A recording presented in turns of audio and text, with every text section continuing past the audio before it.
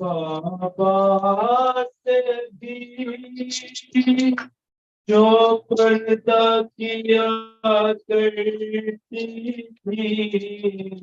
घर में पापा से भी जो पर्दा किया करती थी, हाय उस बीवी को बाजार गिराया होगा। कुछ गई क्या भाग चला होगा। कुछ गई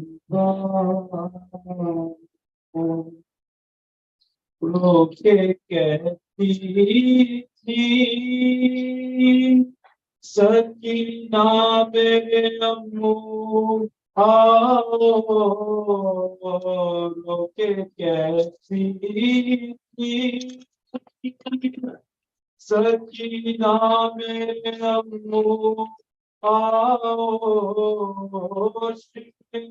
जब से तमाचा जो लगा होगा। कुछ हुआ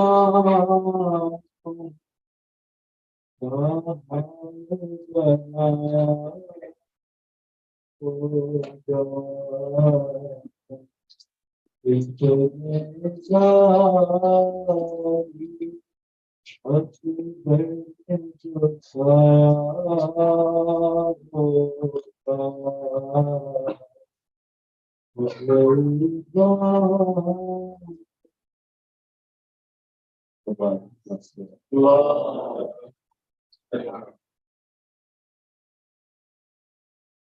राय कुछ दूसरे जनाब ज़हरा सलामुल्लाह अलैहा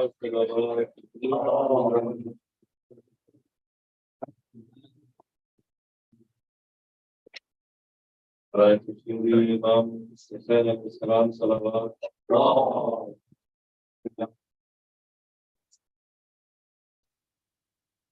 कहते खुद मेरे अब्बास कहाँ हो, अब्बास कहाँ हो, अब्बास कहाँ हो। तन्हा हूँ खड़ा दश्ते बला में बिरादर, देखो जरा कर, देखो जरा कर, पाला था जिन्हें नाजों से सोते हैं कहाँ हो, अब्बास कहाँ हो, अब्बास कहाँ हो। दिखता नहीं अब आँखों से, हर सू है अंधेरा, दम रुकता है मेरा, दम रुकता है मेरा। देती है शताएं अकबर, देता है सदाएं अली, अकबर मेरा मुझको अब्बास कहाँ हो, अब्बास कहाँ हो, सीने में जवालात के पर्ची की अनी है, हर रात की जमीन है, हर रात की जमीन है, उलझा हुआ बर्छी में नाम अकबर का जिगर हो, अब्बास कहाँ हो, अब्बास कहाँ हो, सीने से सीना खींच कर अकबर के सराहने इस दश्ते बला में, इस दश्ते बला में थकता हूँ बसद याद से, दम तोड़ते उसको, अब्बास कहाँ हो, अब्बास कहाँ हो, हाथों पे उगलता था लहू बरगेशी, गर्दन पे लगाती, गर्दन पे लगाती, क्या कह के तसल्ली दूं दर पे खड़ी माँ को, अब्बास कहाँ हो, अब्बास कहाँ हो,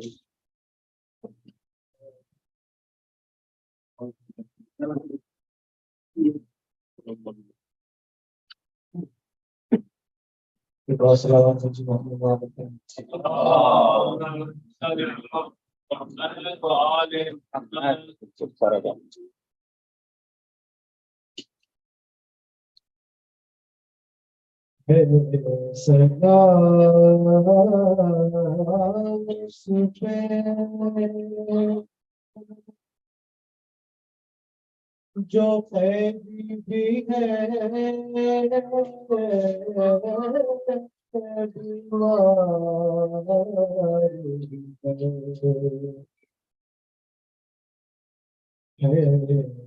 सदा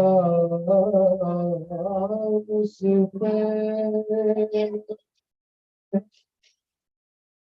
जो कैदी भी है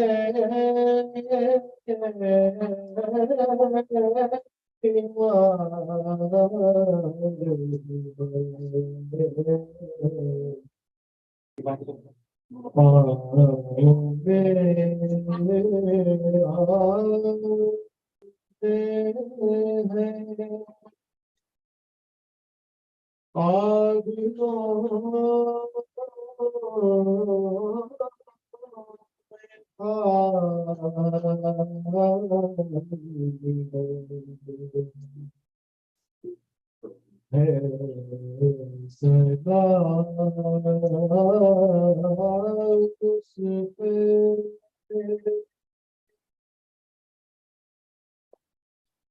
पूछाए तुझा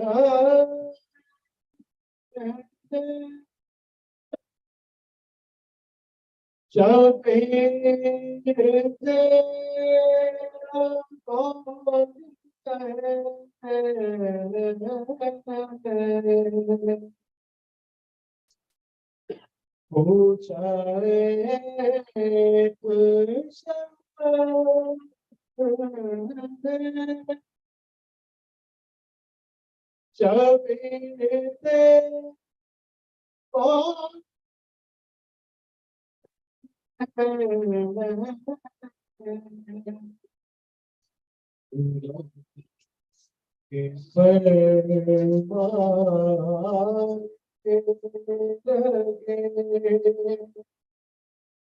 बाबा भी है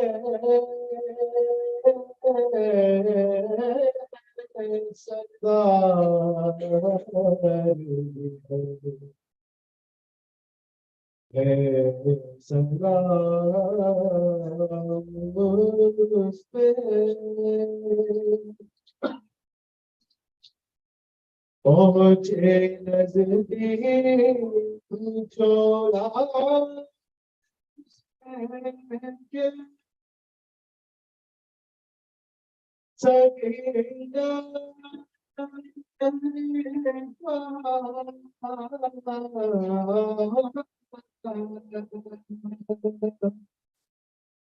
पहुँचे नजदीक जो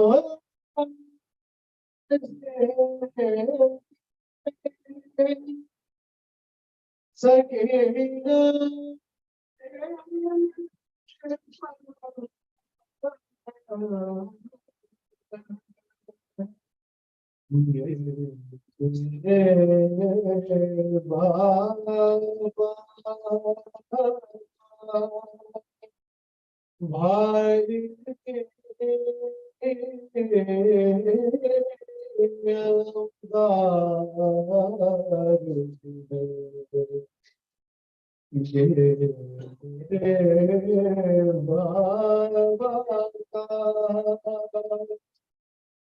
भाई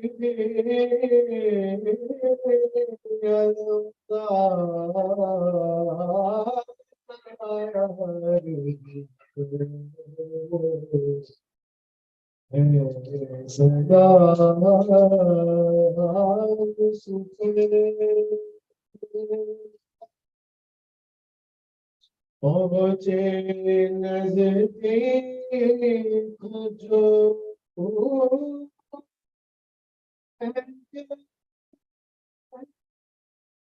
तो बोली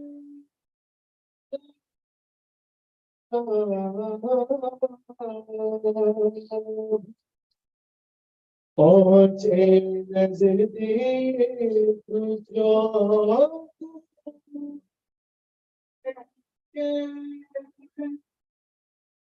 तो बोली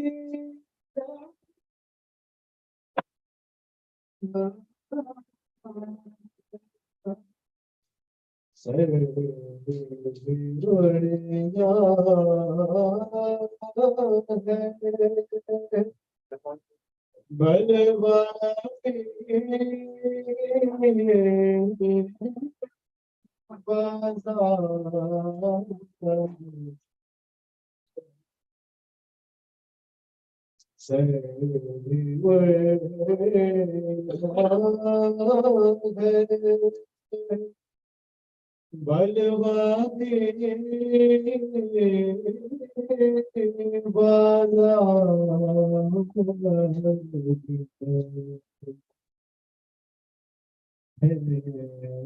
सदा उस पे जो कहती भी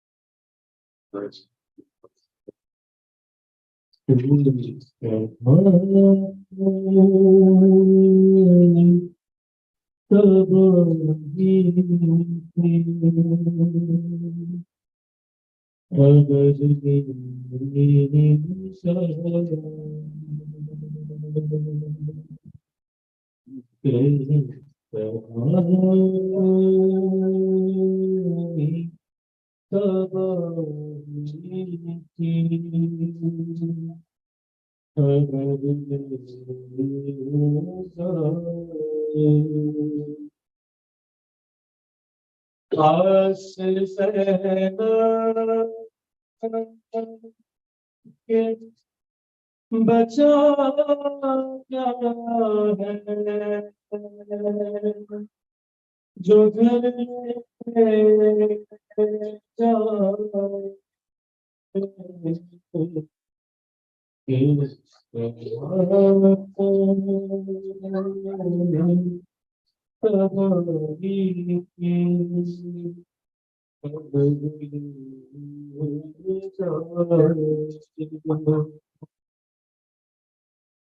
ले गई बात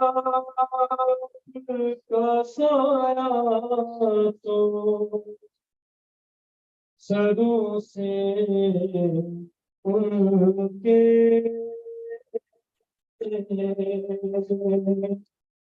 ले बात का साया तो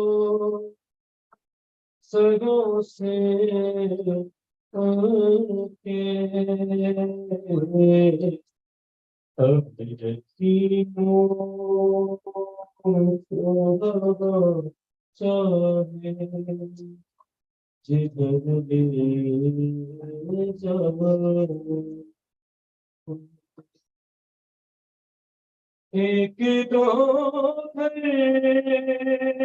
के चरागों को बुझा दे लेके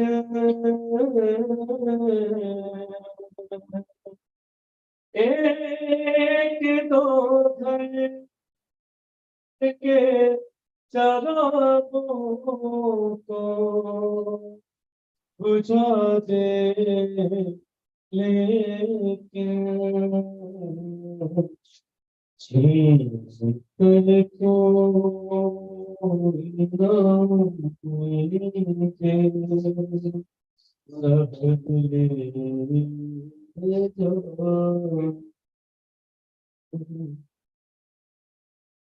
पाँव जख्मी है तो राहों में है पत्थर कांटे पाँव जख्मी है तो राहों में है पत्थर कांटे जाने अब तू कहाँ तक सफर ले जा बोली होगी कभी अकबर को सजा कर सहना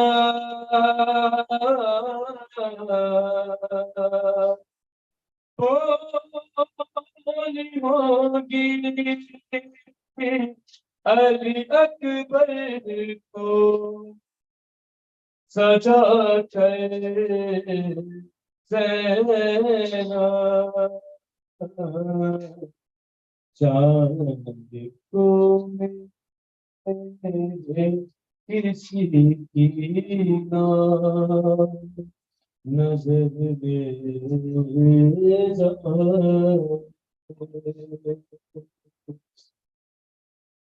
शायरी की मेरी मेराज यही हो कि नजीर चांदनी की मेरी मेराज यही हो की नजीर जिक्र सरवर में तुझे मौत अगर दे जाए पास ज़रा के बचा क्या है जो घर में जाए इसके बाद तबाही की खबर दे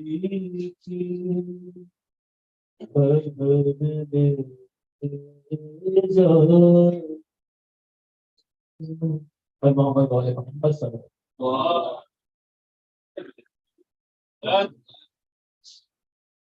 question. Yeah, the Sabrazan, you have the portrait. Just please recite the love syllable. Wow.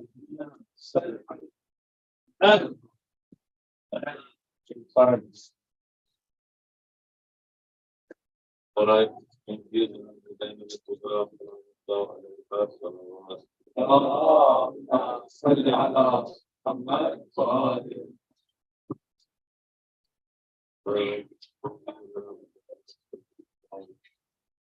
اللهم صل على محمد وآله. आपको सुन दिए जनाब बातों से पहले आप सब बात से एक सुबह اللهم صل على محمد وآله. हम करबला रखते हैं हम करबला रखते हैं हम बाग़े इरम रखते हैं हम करबला रखते हैं हम बाग़े इरम रखते हैं हम एक दिल में नेमतें दोनों बहम रखते हैं हम एक दिल में नेमतें दोनों बहम रखते हैं हम और राह हक में इसलिए ठोकर नहीं खाते कभी राह हक में इसलिए ठोकर नहीं खाते कभी या अली कहते हैं पहले फिर कदम रखते हैं राह हक में इसलिए ठोकर नहीं खाते कभी या अली कहते हैं पहले फिर कदम रखते हैं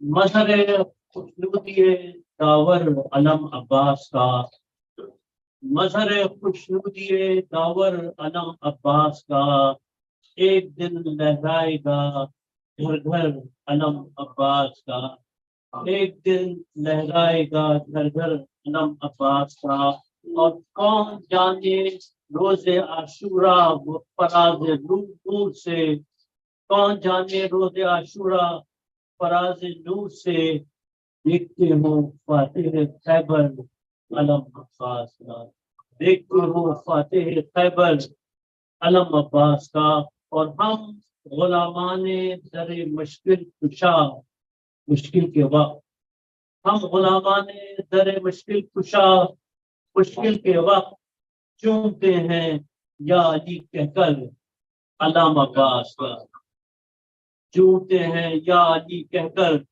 अलम अब्बास का और न जर्रा है न जरा है न चाहो हशम हमारा है न जरा है न चाहो हशम हमारा है मगर खुदा की अता है अलम हमारा है मगर खुदा की अता है अलम हमारा है और अलम किसी ने किसी को दिया था और वो दिन और आज का दिन अलम हमारा है मजहर खुशनुदी दावर अलम अब्बास का एक दिन लहराएगा घर घर अलम अब्बास का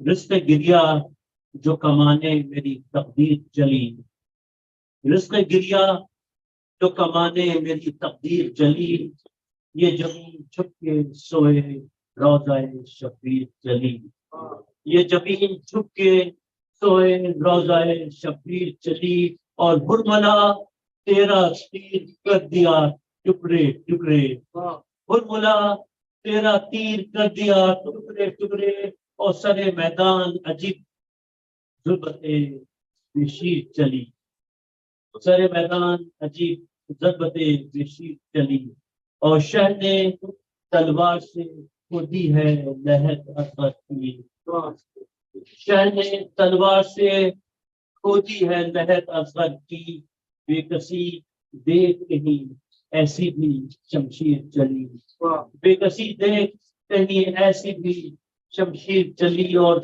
सर बढ़ाना जो चला काफिलाए अहले हरम, सर बढ़ाना जो चला काफिलाए अहले हरम, साथ में गिरिया खुना चादर तस्वीर चली, साथ में गिरिया खुना चादर तस्वीर चली, और बैन करता रहा दौरान सफर तौक गिरा, बैन करता रहा दौरान सफर तौक गिरिया, पाए सज्जाद में रोती हुई जंजीर चली, पाए सज्जाद में रोती हुई जंजीर चली, और भाई नेज़े पे कुरान सुनाता हुआ चला, भाई नेज़े पे कुरान सुनाता हुआ चला, बहन साथ में कटती हुई तफसीर चली, बहन साथ में कटती हुई तफसीर चली, और भाई आज भी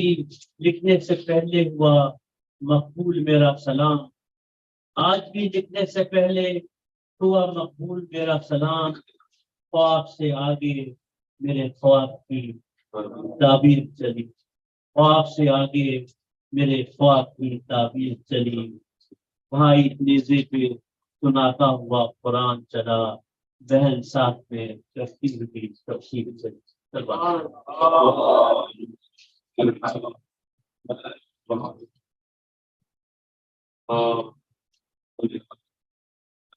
now I'd like to request the Malaysian Assembly to speak. Some member of the Council.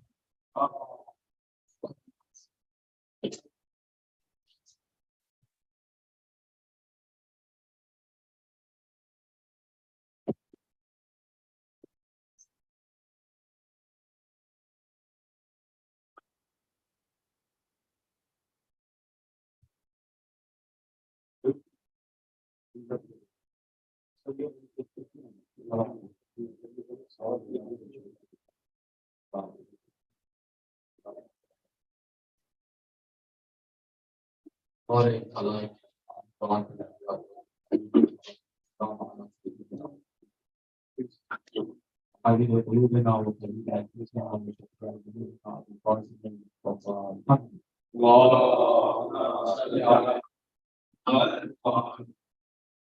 while I debate this like being a police officer, like about that, the Sierra, the Lord with all of them. يحيي الله العالمين التراب المقدار السلاء ولا الله على أعداء أجمعين إلى قيام اليوم. ليس من بيتنا الإمام وشفاء الصلاة.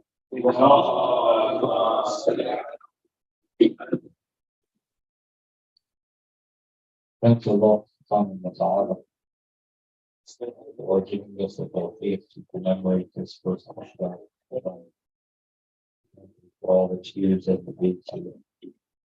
As in this month, we ask him to increase that.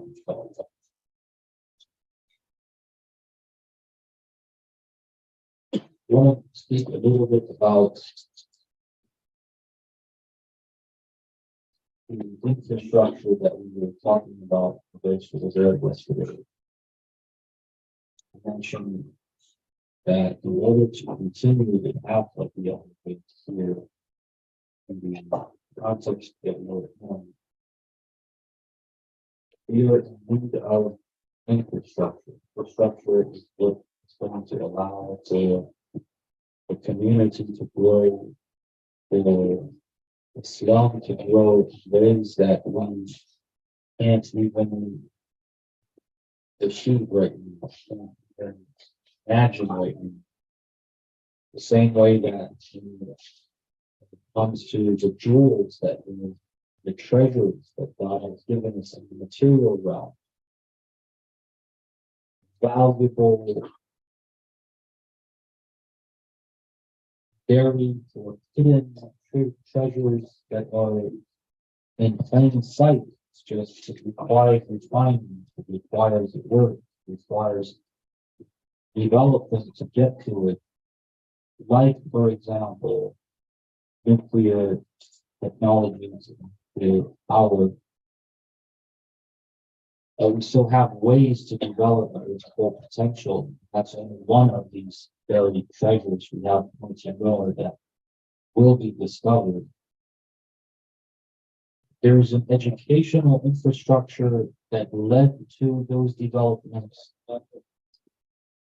And in order to discover, to find, and be able to process and make use of the jewels, the treasures, the valuable teachings of the Quran that are much more valuable than the likes of nuclear technology.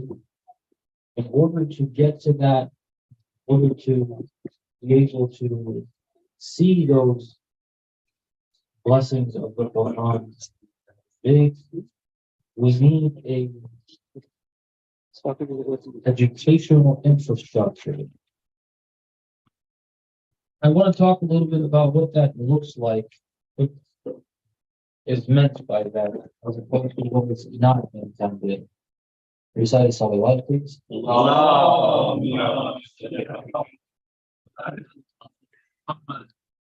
One of the important areas that I like to discuss with the community is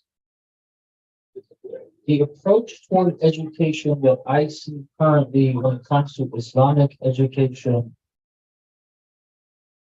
And of course, in the Muslim world, in the East, generally speaking, even when it comes to secular education, we find this, is that education means memorizing things. Education means being taught by a teacher or through a book certain elements, certain items on a checklist that you need to understand what the instructor, the teacher is giving you. That's the part that involves some level of understanding, but otherwise, you're supposed to be taking what is given to you. A product is given to you. In math, for example, in the East, K through 12 is learning mathematics that have been given to us, but also in university, that's pretty much it. We wait for something to be given from the West that's translated and taught in colleges and universities. We don't have research and development, or we didn't have. If that's starting, that'll be a good thing, especially if it's independent. If it's like the Wuhan lab in China, that is in China, but it's an American lab, you'll see the disasters that come out of that.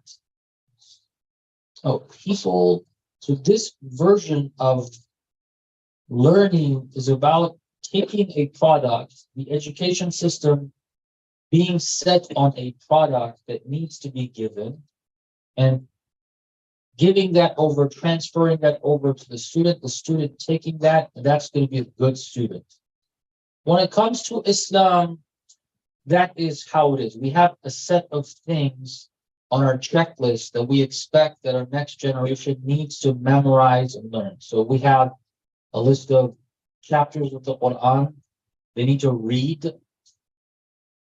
They need to read it in particular ways. And then there's memorizing some of those chapters. In terms of history, again, certain standards are taken as this is what history is. Hand that over to the next generation. They need to accept it as is. When it comes to elements of faith, belief, theology, there's a set of principles that we are supposedly believing in, and those are our effort is just getting that across and having the youth come and present that when they come behind this mic and they read to you and they tell you what you taught them, then that's what the end result is. That's what we're looking for. That's what we're happy with. Alhamdulillah, they learned it. What happened? This child came and presented behind the mic the chapter that they were taught.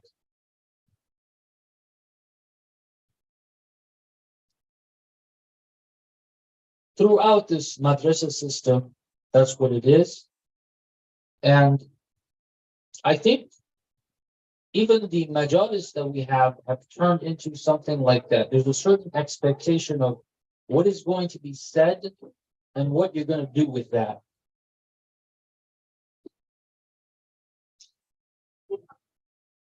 I guess this is based on an assumption that there aren't buried treasures in Islam. There isn't any further depth in Islam. This is just what it is. It's very simple, very basic, very.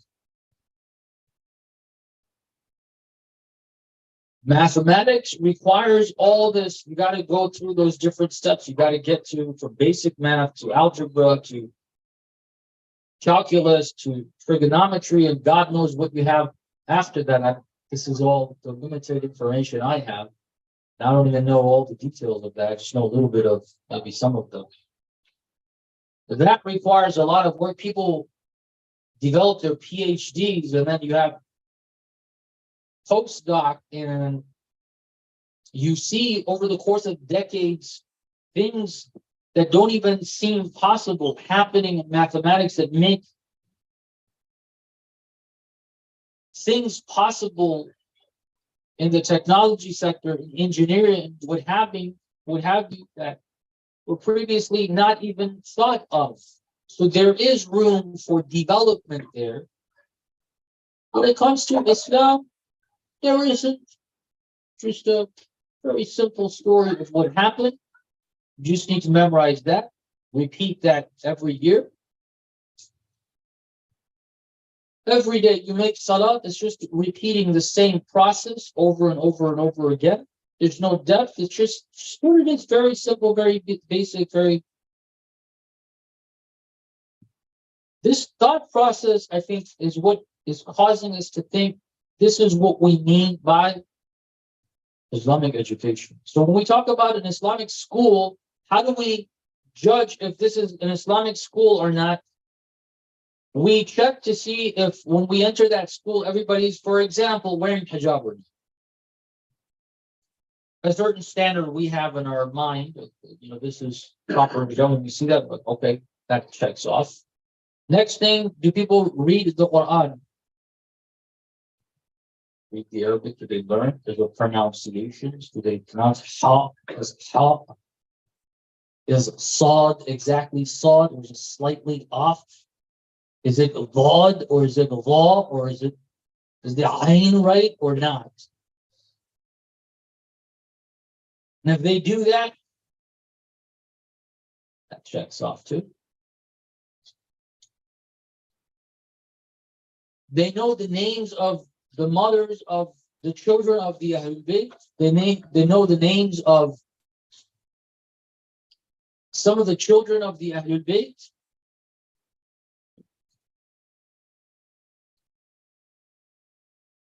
They know Ghadir is there. We believe in Imamat. A couple of explanations maybe they get of that.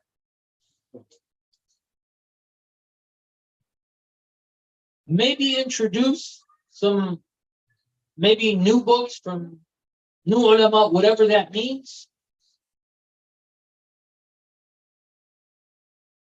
By 12th grade, they got it. They are ready for what? For life. You have everything you need. You have your foundation for Islam. Now it's just going through this repetitive process of Muharram, Ramadan, do this, do that. It's just in terms of understanding, in terms of processing things, in terms of what happens internally, in terms of looking for things. There just isn't anything to look for. We got it all done. It's everything's there. Alhamdulillah. Now we can focus on other things. Let me get my coffee game going. Let me work on my hobbies. Let me do some woodworking. Let me do this. Let me do that. We'll go vacation here and there. We're done. We're good. Alhamdulillah. By the way, I'm not against any of that. I do all of the above myself. But to say that we are done, that part of we are done. We don't have anything. We don't.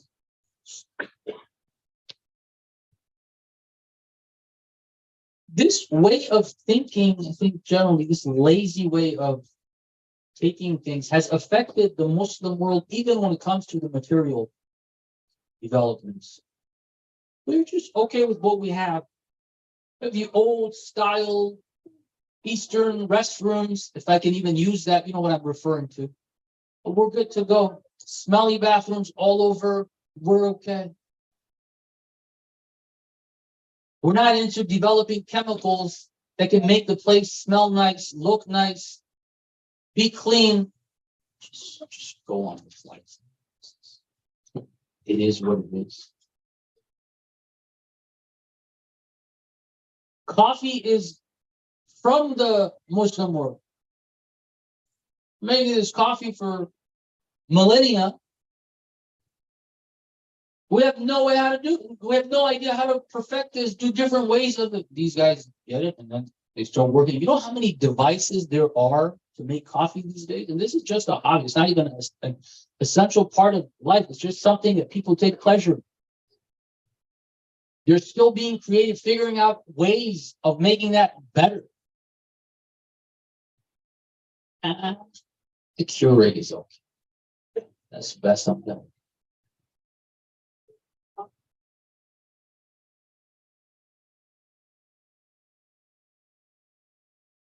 They have made some of these foods are junk, right? The fast food is really, it's nothing good to it. If you go to fine dining, it's very different. These fast foods have become global. Right? They want to have oh my God, KFC, and I don't know if they allowed it in Tehran. People will go nuts. There was a place that acted like there were KFC in Mashhad in this mall, a little like 15, 20 minutes away from the Haram of Mamalullah. It was a knockoff. It wasn't the real deal. And people were going crazy about that. I heard it opened up in Pakistan. People were going crazy, long lines. I don't know if I got that right or not. What is KFC? Is that even good compared to what you can have? When it comes to these are material examples. And things that we even enjoy, like food. We're all foodies.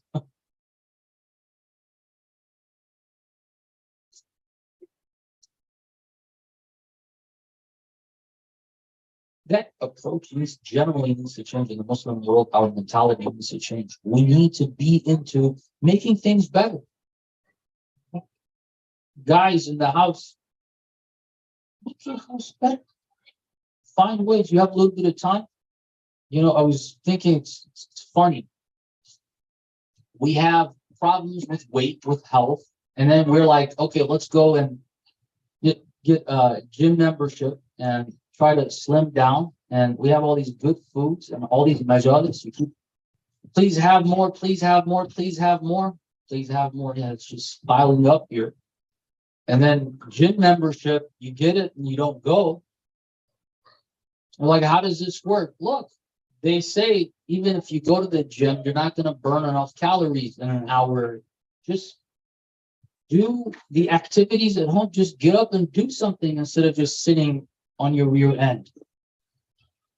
Get up, do something. Learn how to clean the kitchen. You guys know how to clean the kitchen? Have you learned how to do that? Your wife goes away. Do you have any idea about how to clean, how to cook? These are things we're not interested in. Just sit down, do nothing. We're content with that.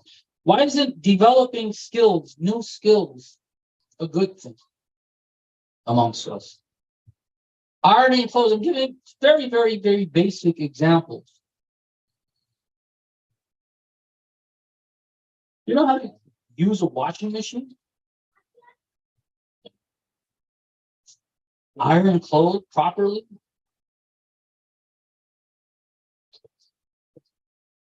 We're not into that. And then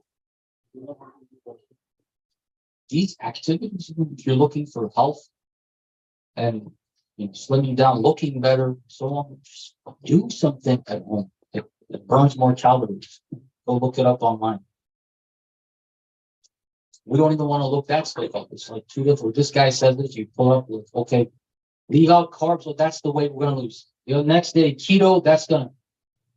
We're too lazy to do research and figure out, okay, what's gonna work for me? I tried 2 weeks of this, 2 weeks of that. This doesn't work, that doesn't work. Okay, forget it. It's not for me. It's just, this is how God made me.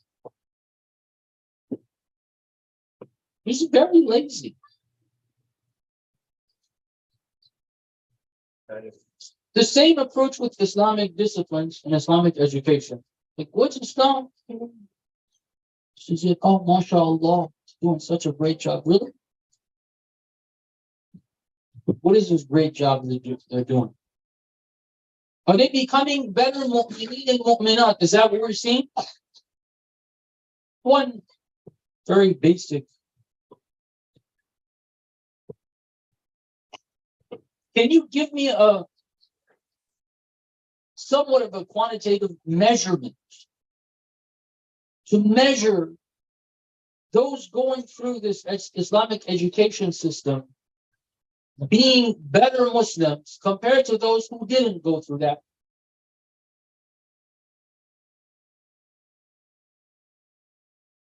So one thing is, let's get out of this lazy mentality that has led us, even when it comes to material things, we are not in the forefronts of that. We don't even think like, oh, I got a job at Microsoft or Google or here or there, speaking you guys' language, tech.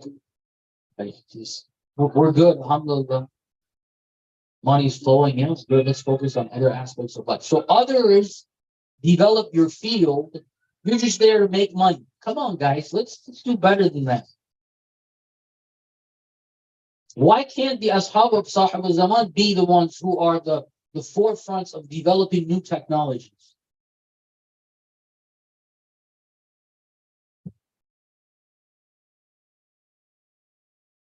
Figure out the flaws of the system instead of just saying, oh, this is a nice system. Yeah, it's a nice system, but it can be better. How can you make it better? What can you do? Come up with ideas, try things. With Islam, an Islamic education system that's going to be the infrastructure for progress, it's got to be an education system that is not limited to just giving a few pieces of information and some superficial knowledge in one. The goal should be laying the foundations for everyone to be able to access the treasures in Islam. I'll explain a little bit. You go K through 12, at the end of it, you're not going to be a postdoc. You're not going to be able to do that research, but you have a foundation that if you want, you can get to that. You have to take the next steps. But there is a foundation.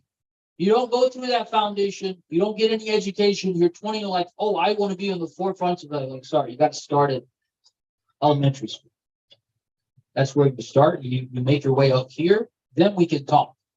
If you don't have the foundation down, you just can't. You got to learn it one way or another.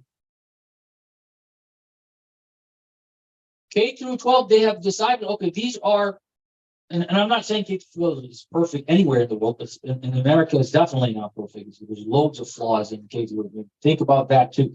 Our education system, secular education system in America is very much flawed. There's a lot of problems in it. And within that system, you have various options. What's the best option? What is the best option? We don't do that homework either. Anyway, whatever it is, it has led to the advancements that we see. You go through this, and by the end of it, you have a foundation. If you want to go into those fields, you can.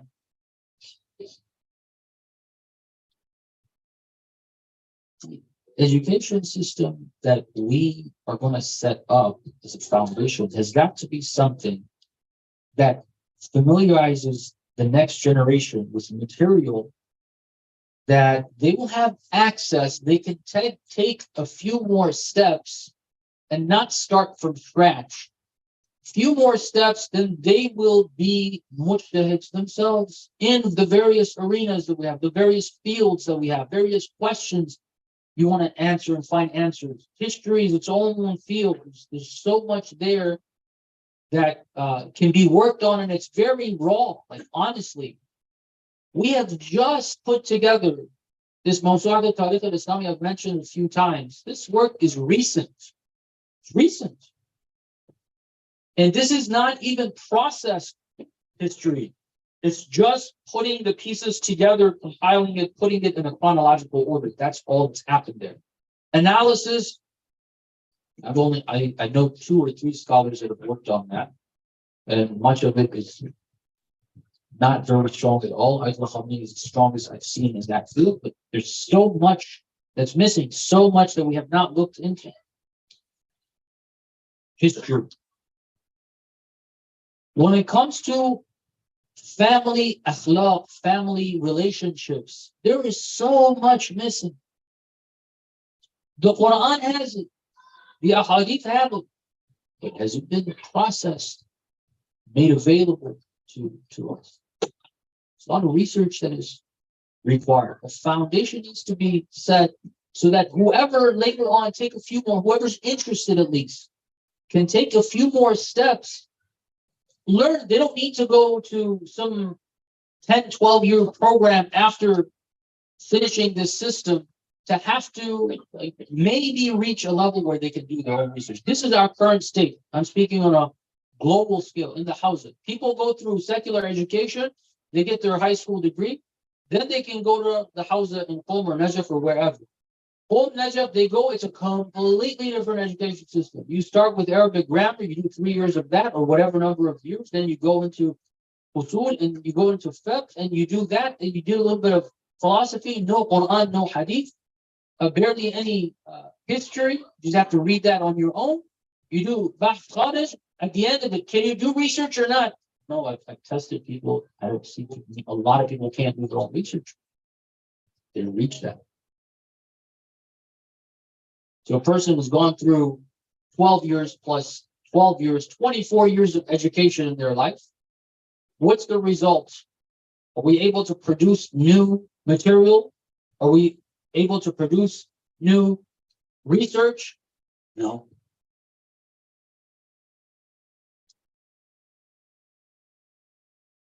If we change our mentalities and establish a different education system that figure out what is needed for all Muslimin and Muslimat at the age of 18 to be able to find out, look, let's get this straight.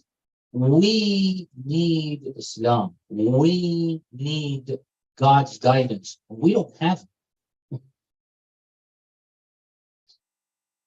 The reason we think we have it is because we don't know what it is. That's the reason why we think we have it. We think what we have is it. It's not it. Allah is not it. There's so much missing in our common understanding of so many different areas of life. We just don't have it.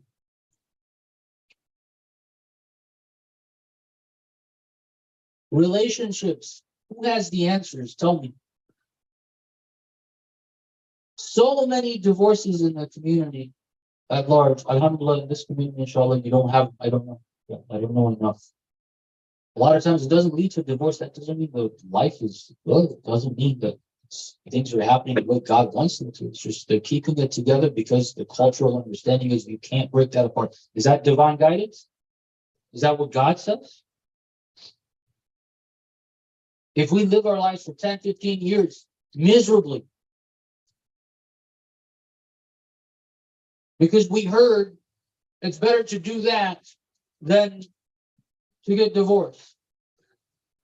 A cultural upbringing plus Islamic terms that are thrown, like, okay, well, it seems like this is the right way to do it. 15, 20 years until you die, or it comes to a point that just I lose it. Like, I just can't do this. Yeah, it's wrong and everything. I think it's wrong, but I'm going to go ahead and do it. Is that what divine guidance is? Are our treatments of our wives based on divine guidance? Treatment of the wives of the husband based on divine guidance? Do we even know what they are? We don't know them. How are children to be treated? We don't know them. We do not know them. A Muslim is supposed to be wanting divine guidance. Want to know what God is providing me as guidance in terms of how to maneuver in life. How do I do these things right? Nobody's giving me that. I don't have access to the actual sources. I can't go figure it out myself either. Education system has got to be developed where the objective is not to have, memorize a couple chapters, memorize a couple stuff rulings, assume that they are final and that is it. Everything is final. We're just learning some basic stuff. Nothing needs to be refined. Nothing needs to be studied. Nothing needs to be understood. It is what it is. With that mentality, you're not going to be able to get any better than whatever we have available.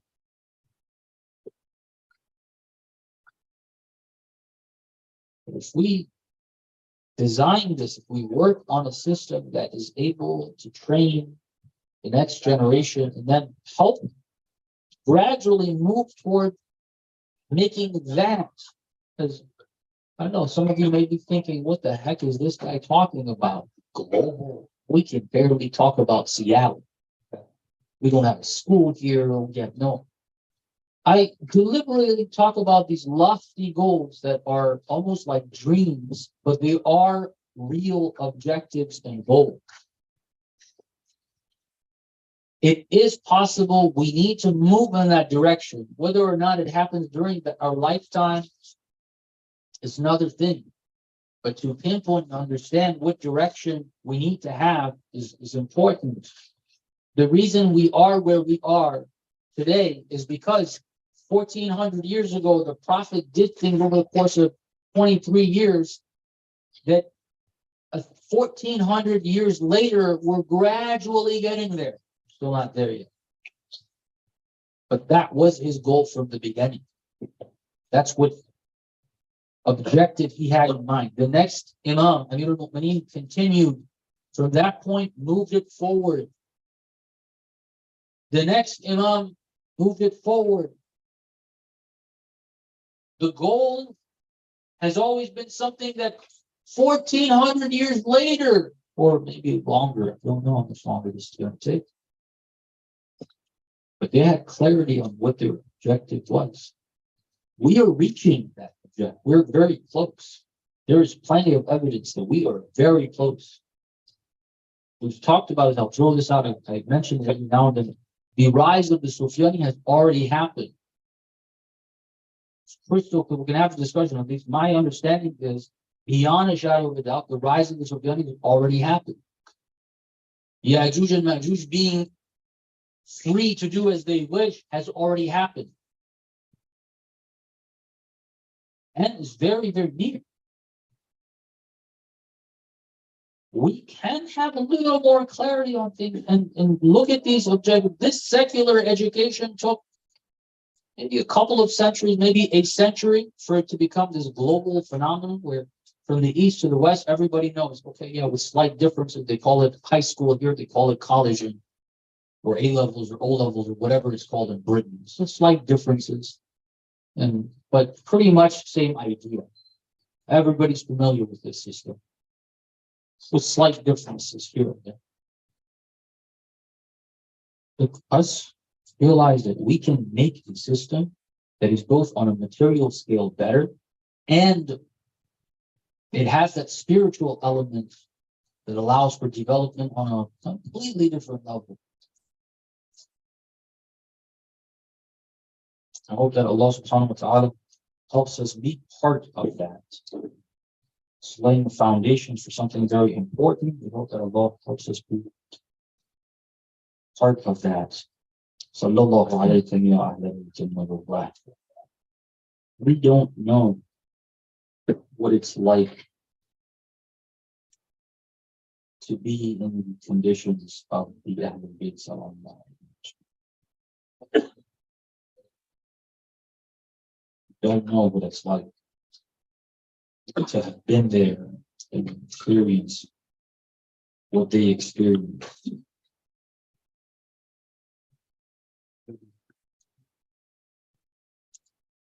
We ask Allah to help us get a better feel for that. Yeah, unfortunately, we got a better connection with them, an emotional connection with Karbala, with the Ahlul Bayt, tears, and able to have a strong bond where the heart trembles when hears the name of the Ahlul Bayt. That is the strongest motivation that can lead a person toward the objectives of the Ahlul Bayt, and nothing can stop them. People have that. We hope that get a little bit of that, burning love in the heart. Sallallahu alayhi ya Aba Abdillah.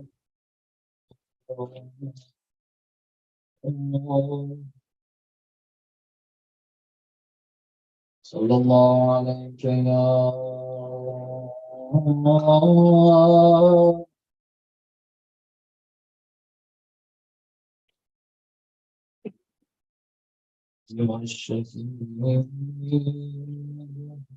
Karbala. عطشان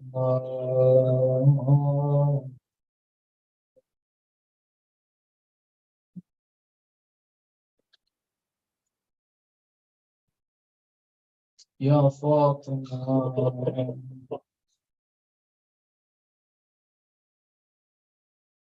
روحي فداك.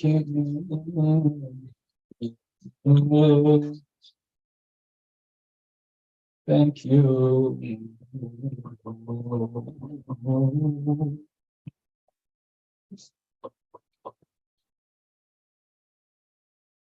All we have is from you.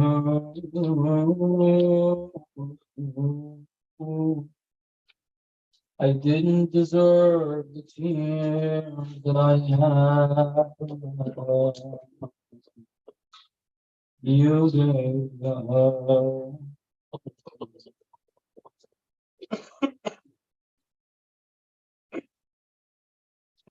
Sallallahu alayhi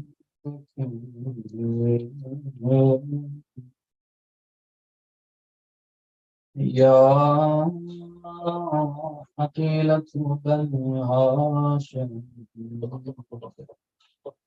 Ya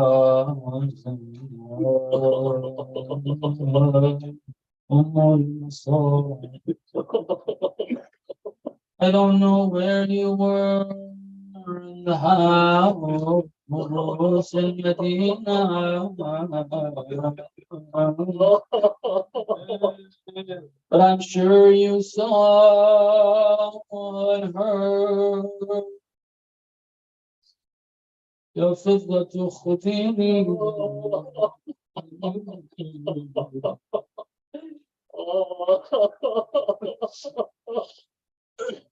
يا زينب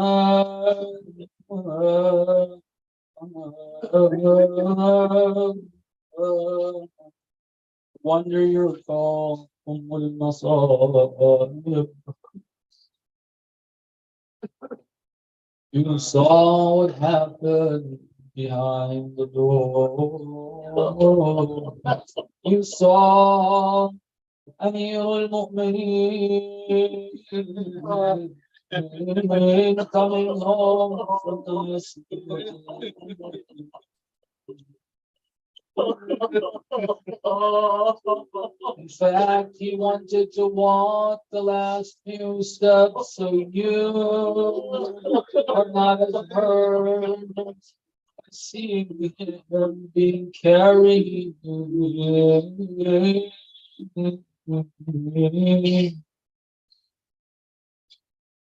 You walked into the room, saw the mistreatment of Imam al-Mujtaba. Sisters, we don't really know or understand every day. The long words.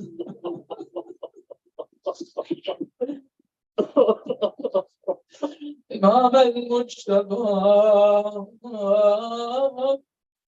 Zainab is watching and seeing and feeling every bit of that, but also walking in. When Imam al-Mujtaba told you, Ya Zainab, he walks into the room, Imam was coughing up blood. I don't know what poison that was. Ya Zainab.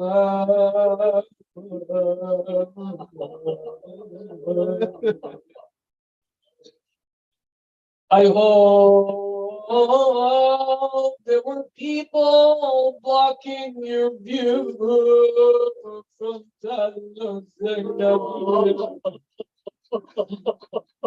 I wish there were some of family members standing around so you wouldn't see. But apparently you did see a shimmer dawn.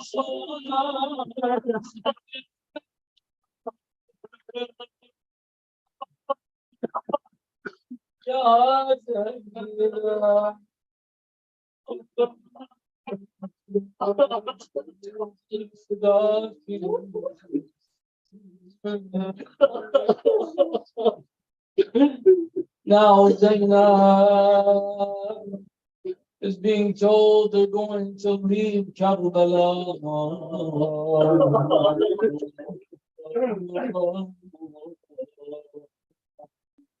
When they came to Karbala, when Zainab wanted to dismount her camel, Ali al-Akbar helped, Abbas helped. She came off her camel with respect.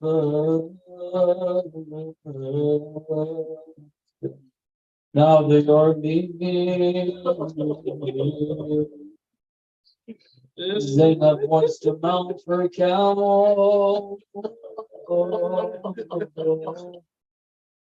No, Ali al-Akbar brings back memories.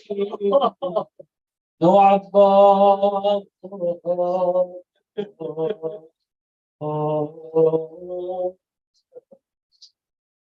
ألا لعنة الله على القوم الظالمين وسيعلم الذين ظلموا أيهم طلبت Ya Husayn, Ya Husayn, Ya Husayn, Ya Husayn, Ya Husayn, Ya Husayn,